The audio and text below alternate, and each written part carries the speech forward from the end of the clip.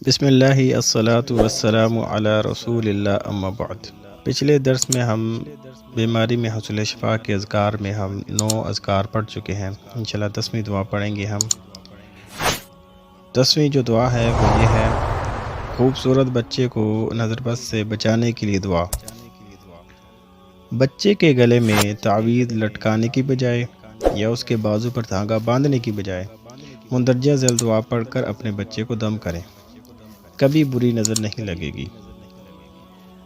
دعا ہے: اعیذک بکلمات اللہ التامۃ من کل شیطان وہامۃ ومن کل عین لامہ۔ میں تجھ کو اللہ تعالیٰ کی پناہ میں دیتا ہوں، اللہ تعالیٰ کے کلمات کاملہ کے ساتھ، ہر شیطان اور زہریلے کیڑے مکوڑے اور بری نظر سے۔ اعیذک بکلمات اللہ التامۃ من کل شیطان وہامۃ ومن کل عین لامہ۔ میں تجھ کو اللہ تعالیٰ کی پناہ میں دیتا ہوں، اللہ تعالیٰ کے کلمات کاملہ کے ساتھ، ہر شیطان اور زہریلے کیڑے مکوڑے اور بری نظر سے۔ رسول اللہ صلی اللہ علیہ وسلم امام حسن اور امام حسین رضی اللہ تعالیٰ عنہما کو بھی یہی دم کیا کرتے تھے۔ اس میں جو صیغہ استعمال ہوتا تھا اعیذکما، یہاں پر کا کا لفظ ہے، یہاں کما کا لفظ ہے، یعنی دونوں کو دم کرتے تھے، یعنی دو کا صیغہ استعمال کرتے تھے، یعنی دونوں کو دم کرتے تھے۔ دعا کے شروع میں اعیذکا یعنی کاف پر زبر کے ساتھ کا لفظ ایک بیٹے کے لیے استعمال ہوتا ہے، یعنی کاف کے اوپر جو زبر ہے وہ مذکر کے لیے استعمال ہوتا ہے، میل کے لیے استعمال ہوتا ہے۔ اس کے علاوہ بیٹی کے لیے اعیذکی کاف کے زیر کے ساتھ، یعنی کاف کے نیچے زیر آ جائے وہ مؤنث کا صیغہ بن جاتا ہے، مؤنث کے لیے استعمال ہوتا ہے، یعنی بیٹی کے لیے استعمال ہوتا ہے، فیمیل کے لیے استعمال ہوتا ہے، یعنی کاف کے نیچے زیر آ جائے تو وہ مؤنث کا صیغہ استعمال ہوگا۔ دو بچوں یا بچیوں کے لیے اعیذکما کا صیغہ استعمال ہوگا، چاہے دو بچے ہیں چاہے وہ دو بچیاں ہیں، ان کے لیے کما کا لفظ استعمال ہوگا۔ اعیذکما اگر دو کو دم کرنا ہے، دو بچے ہیں یا بچیاں ہیں، ان کے لیے کما کا لفظ استعمال ہوگا۔ زیادہ بچوں کے لیے اعیذکم، کم کا جو صیغہ ہے وہ 3 سے زیادہ بچے یا بچیاں، ان کو بھی دم کیا جا سکتا ہے۔ اور زیادہ بچیوں کے لیے اعیذکن، اگر زیادہ 3 سے زیادہ بچیاں ہیں تو ان کے لیے کنہ کا لفظ استعمال ہوگا، کنہ، اعیذکن تمام بچیوں کے لیے۔ اگر بچے بچیاں اکٹھے ہیں، زیادہ ہیں، 3 سے 4 5 6 بچے بھی ہیں اور بچیاں بھی ہیں، بڑے چھوٹے، مرد میل فیمیل دونوں ہیں، تو ان کے لیے اعیذکم کا لفظ استعمال ہوگا اگر ان کو دم کرنا ہے تو۔ اسی طرح 11ویں جو دعا ہے، مریض کی عیادت کو جانے کے لیے دعا۔ کسی بھی مریض کے پاس جاتے ہوئے الٹے سیدھے تبصرے اور حوصلہ شکنی باتیں کرنے کی بجائے مندرجہ ذیل دعائیں دیا کریں۔ دعا یہ ہے: لا بأس طہور انشاء اللہ، لا بأس طہور انشاء اللہ، کوئی مسئلہ نہیں، لا بأس کوئی پریشانی نہیں، طہور پاک کر دے گا، انشاء اللہ اگر اللہ نے چاہا، کوئی مسئلہ نہیں، کوئی پریشانی نہیں، اللہ نے چاہا تو یہ بیماری آپ کو گناہوں سے پاک کر دے گی۔ لا بأس طہور انشاء اللہ، یعنی مریض کی عیادت کرتے وقت اس کو بیماری کی حالت میں پوچھنے کے لیے جائیں تو یہ دعا دیا کریں: لا بأس طہور انشاء اللہ، کوئی مسئلہ نہیں، کوئی پریشانی نہیں، اللہ نے چاہا تو یہ بیماری آپ کو گناہوں سے پاک کر دے گی۔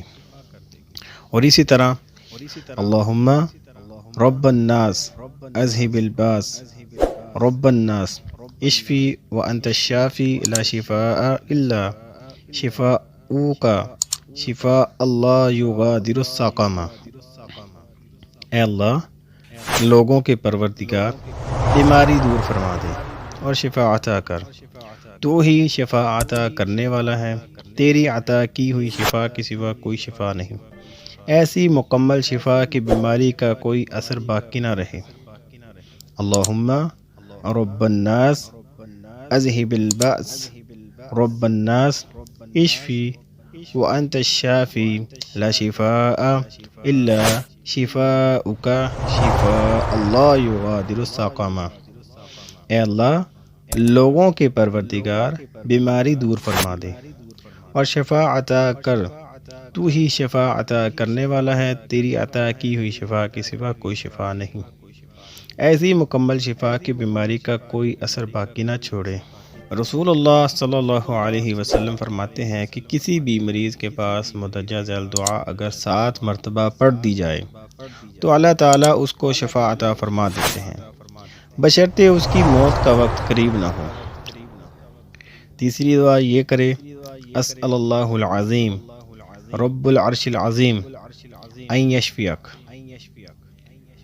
میں عظمت والے اللہ سے سوال کرتا ہوں جو عرش عظیم کا رب ہے، یہ کہ وہ تجھے شفا دے۔ اسأل اللہ العظیم، میں عظمت والے اللہ سے سوال کرتا ہوں، رب العرش العظیم، جو عرش عظیم کا رب ہے، ان یشفیک، یہ کہ وہ تجھے شفا دے۔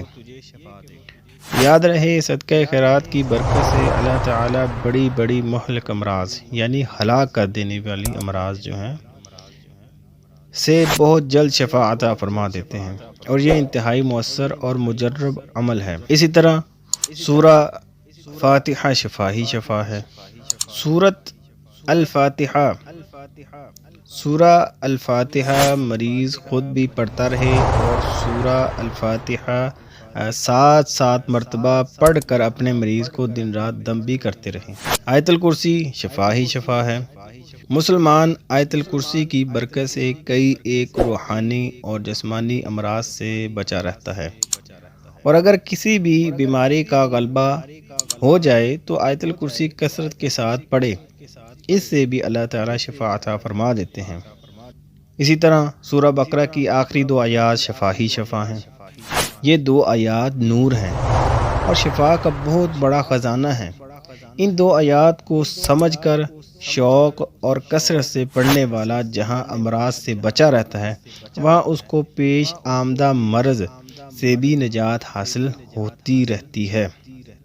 اسی طرح آخری تینوں قل شریف شفا ہی شفا ہیں۔